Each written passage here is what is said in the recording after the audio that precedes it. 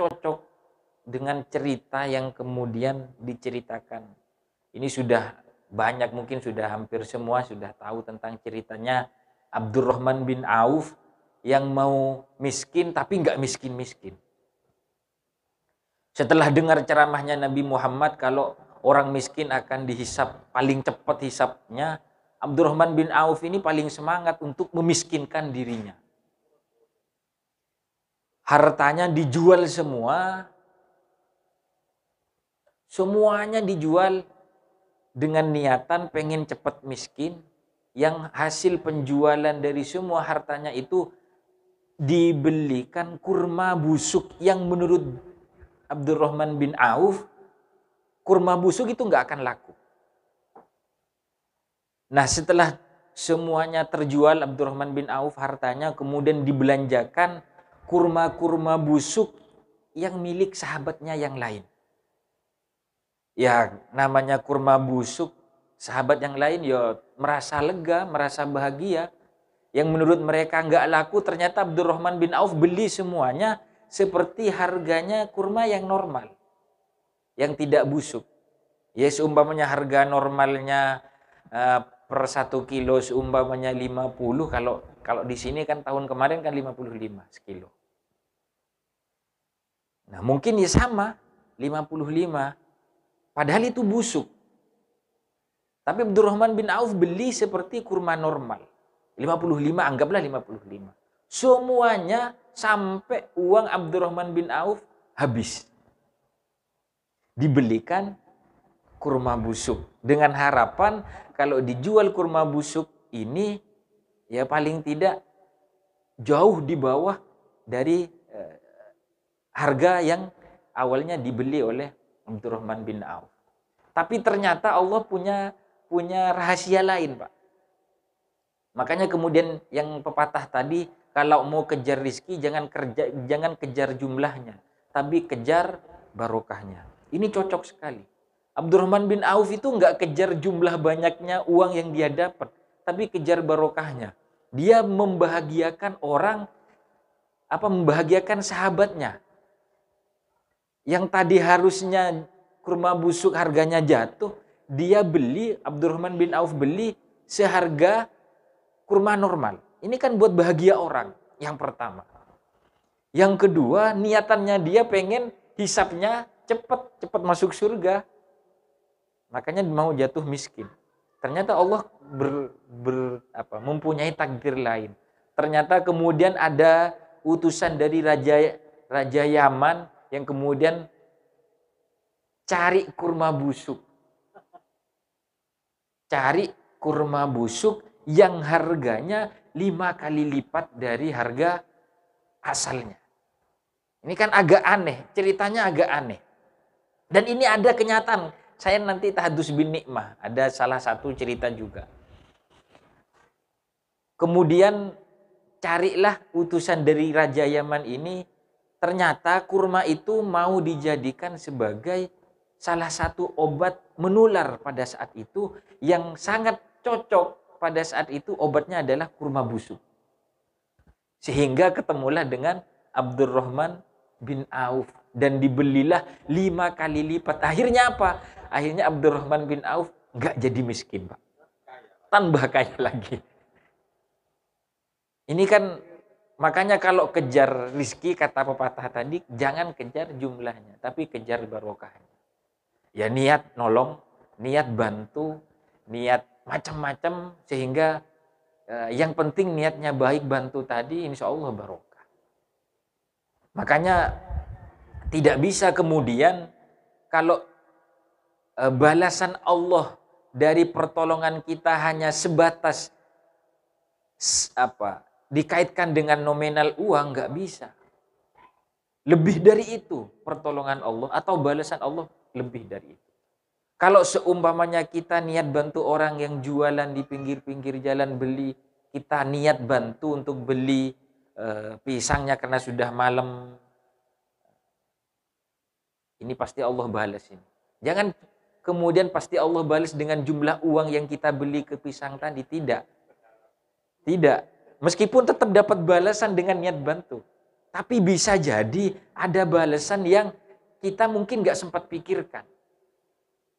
Bisa jadi kita hampir mau ditabrak orang, hampir mau diserempet orang, hampir ya macam-macam yang kemudian kita kadang nggak sempat pikirkan. Padahal bisa jadi itu balasan Allah dari niat pertolongan niat nolongnya kita kepada sesama umat tadi.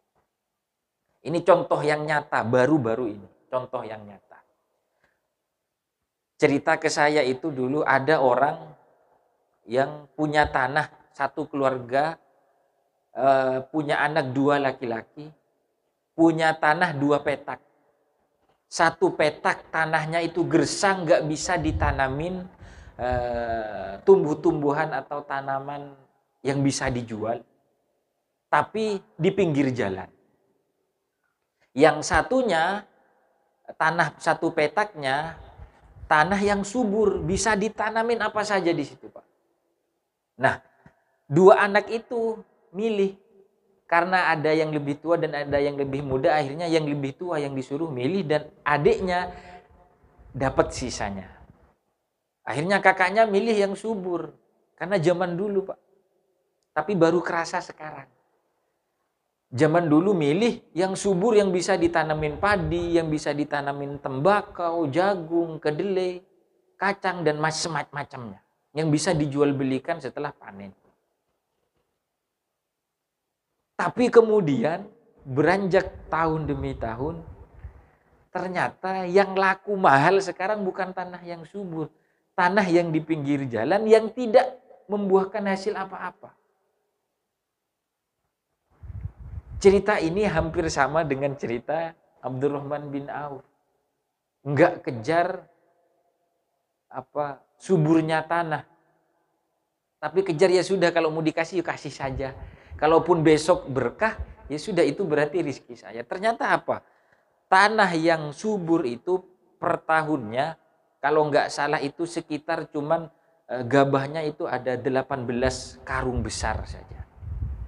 Sedangkan tanah yang di pinggir jalan yang nggak bisa ditanamin apa-apa, itu sekarang sudah ditawar 800 juta. Padahal petakannya petak paling 15 meter kali 25 kayak. Ini kan secara akal, kalau hitungan-hitungan orang dulu, orang nggak mau ngambil tanah yang nggak subur, Pak. Mau ngambil tanah yang subur saja. Tapi sekarang beda. Alurnya beda, cari pinggir jalan yang bisa dibuat ruko, bisa dibuat kontrakan dan macam-macam, dan apa akhirnya tanahnya lebih mahal. Nah, sehingga punya kesimpulan bahwa rizki kalau mau dilogikakan nggak bisa, tidak bisa. Makanya yang saya sampaikan, ada uang tapi bukan rizki kita. Kalau seumpamanya gajinya kita itu rizki kita semua, kita gemuk, Pak. Tapi ternyata tidak. Ada bayar sekolah, ada bayar kos. Kan begitu. Ternyata rizki itu adalah yang masuk di tenggorokan kita. Itu sudah. Itu sudah. Selebihnya bukan. Atau rizki kita yang kita pakai sekarang. Kalau baju, ya sekarang itu. Jadi kalau mau dilogikakan rizki, kalau saya dapat ini, kemudian jual segini, berarti saya dapat modal lebih. Gak bisa. Gak bisa. Nanti akhirnya apa? Cepat kecewa, Pak. Bisa dibayangkan. Kita baru ngambil barang sekian juta. Dijual, kalau satu barang 200 rupiah ngambilnya. Dikali beberapa barang. Kalau laku, kalau kena banjir, mohon maaf. Kalau kena banjir, kan na'udzubillah. Sehingga logika tambah-tambahan tentang rizki ini kadang nggak masuk logika. Bahkan yang kayak Abdurrahman bin Auf tadi, yang mau miskin nggak miskin-miskin. Kan begitu. Jadi mohon maaf saja, ini jadi tasawufnya dapat, fikihnya juga harus kita pelajari. Kalau ngandalin tasawuf kita nggak kerja, kalau ngandalin fikih saja ya kurang dekatnya nanti. Saya kira itu biar tuntas kemarin, biar apa ya, ini nasihat saya karena saya kan masih muda, di bawah 30 tahun. Masalah rizki kayak mau dikejar-kejar terus. Jadi teringat pepatah tadi itu, kalau mau kejar rizki jangan kejar jumlahnya, tapi kejar berkahnya. Insya Allah bagi kita akan bawaannya aman, tenang. Kan itu yang paling penting, aman, tenang.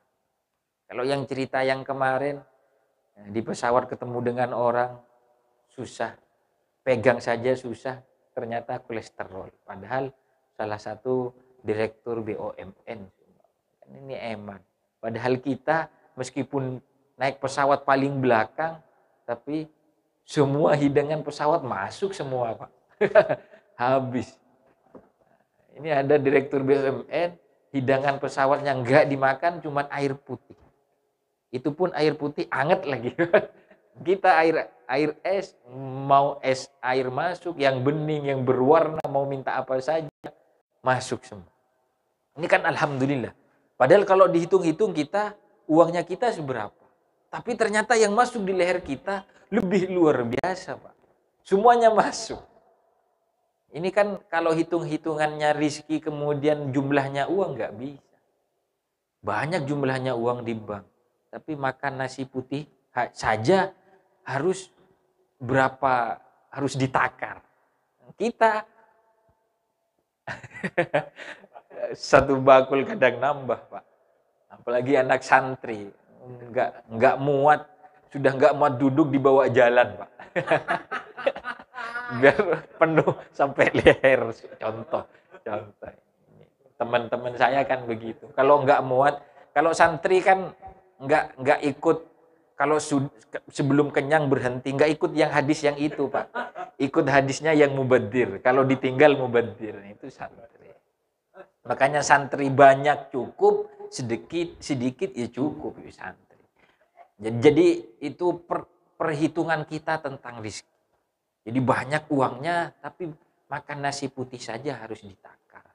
Sedangkan kita sedikit, ya mohon maaf, ada cukup. Tapi makan apa saja, mau soto ayam, mau sate kambing, mau apalagi yang enak-enak, Pak. Mau coto, mau yang bersantan-santan masuk semua. Nah, kalau diingat-ingat, mau yang uangnya banyak tapi makannya susah, atau uangnya cukup tapi makannya sembarang. Ini kan lebih enak yang cukup tapi makannya sembarang. Bukan uangnya sedikit ya Pak, cukup. Saya nggak mau bilang sedikit. Uangnya cukup tapi makannya semuanya masuk. Ini kan kalau bahasanya orang yang direktur BUMN tadi itu kan bilang begini.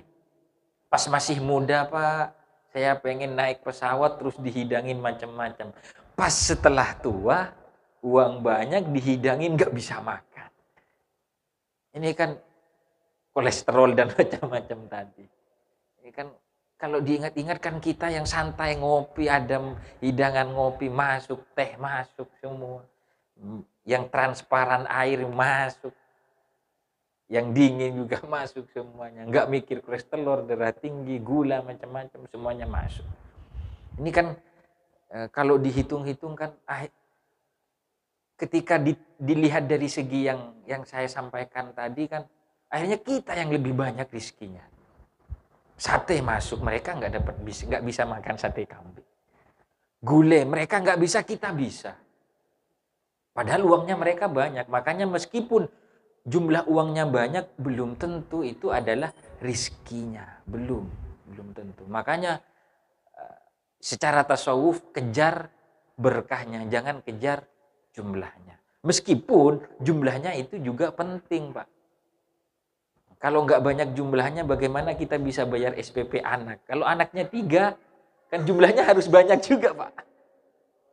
Makanya saya sampaikan tadi, yang penting cukup tadi. Cukup, terus sehat, kan luar biasa. Nah, ini kan luar biasa. Ketimbang banyak, kemudian kolesterol, kan nggak enak. Ya kayak, sepertinya kita yang menang akhirnya, Pak. Duduk santai malam Kamis, ada apa? Ada semangka dimakan, ada kopi kita minum sambil ketawa-ketawa santai, nggak mikir apa, sibuk dengan apa, santai. Ini kan akhirnya kita yang, makanya kemudian kalau kita nggak syukur rugi kayaknya. Kalau nggak syukur rugi kayak. Santai sambil senyum, nggak berat apa ini anak buahnya berapa dan macam-macam, santai. Jadi ini biar tuntas yang hari Minggu pagi kemarin, karena terbatas waktu akhirnya saya harus sampaikan. Biar kita nggak melulu dengan kalau tambah uang kayaknya enak. Loh, sekelas Abdurrahman bin Auf lu mau miskin. Loh, kok kita mau kaya, kan begitu. Meskipun kaya itu penting, kalau sekarang penting, Pak. Ya, kita mau bisa tolong tetangga kita, sahabat kita yang mohon maaf yang kekurangan kan dengan uang lebihnya, bukan uang lebih ya, uangnya kita. Kan begitu. Tapi kadang wala nabluukum bisyarri wal khair tadi, Pak. Kalau di ayat yang ini kan perlu pertimbangan besar. Banyaknya uangnya kita itu cobaan, sedikitnya uangnya kita atau rizkinya kita itu cobaan, sama-sama cobaan. Banyak belum tentu kita ingat mau nolong, sedikit bisa jadi mau nolong niatnya, pas banyak lupa. Atau banyak mau ingat-ingat, tapi juga kadang sibuk lupa. Sedikit ngeluh terus, bagaimana kalau kaya, saya kayaknya nggak ngeluh. Kadang lupa juga. Ini kan semua